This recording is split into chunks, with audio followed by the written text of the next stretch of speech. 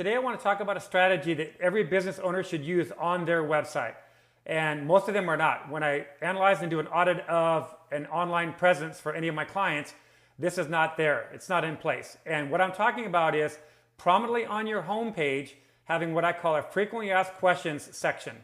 And these are typically the top 8 to 10 questions that your ideal prospects have going on in their mind when they land on your website.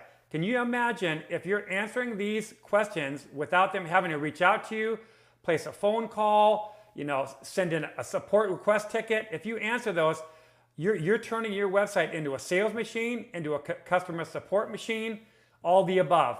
So just imagine if you can list out the top 8 to 10 frequently asked questions and put those on your website, what that will do.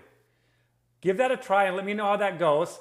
Also, if you enjoyed this video, please like and subscribe to my YouTube channel. Also, on YouTube, there's a link below this video to get my content quick guide. It's free. Click the first link and you'll get it below.